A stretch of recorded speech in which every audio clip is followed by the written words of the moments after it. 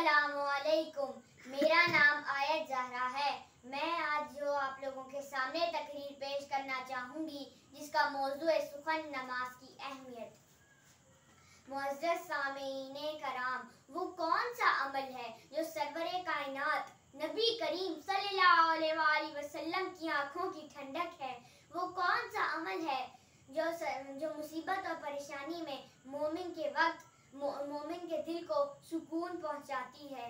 वो कौन सा अमल है जो इस्लाम के बुनियादी अरकान में तौहीद के बाद सबसे अहम रुकन है? तो जवाब यही होगा कि वो चीज़ है नमाज। जी हाँ, ये नमाज है जिसका जिक्र कुरान में 70 से ज़ायद मुकामात पर आया है। ये नमाज है जो मोमिन के दिल की मिराज है। पूरी नमाज विलायत अली का जलवा है। ईमान को तक़वियत पहुँचाने और अल्लाह से जुड़े रहने के लिए नमाज वो इबादत है जो बेहयाई और गलत कामों से रोकती है।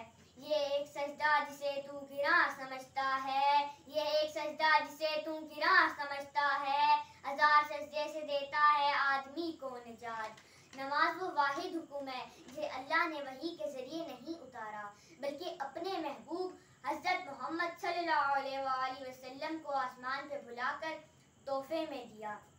नमाज वो इबादत है अगर आदत बन जाए तो कामयाबी मुकद्दर बन जाती है। अगर नमाजी को ये इल्म हो जाए कि कितनी रहमतों ने उसे घेर रखा है तो वो कभी भी अपना सर सजदे से ना उठाए।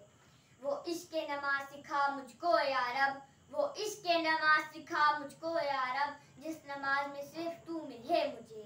नमाज वसीला है अल्लाह ताला से मुलाकात का। अल्लाह के हुजूर में सर झुका के देख, अल्लाह के हुजूर में सर झुका के देख, मिलता क्या है नमाज में, सजदे में जाकर देख। सिर्फ एहसासे नदामत, एक सजदा और चश्मे तर, या अल्लाह कितना आसान है मनाना तुझको।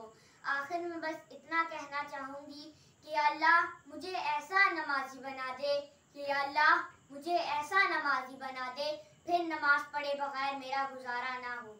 शुक्रिया।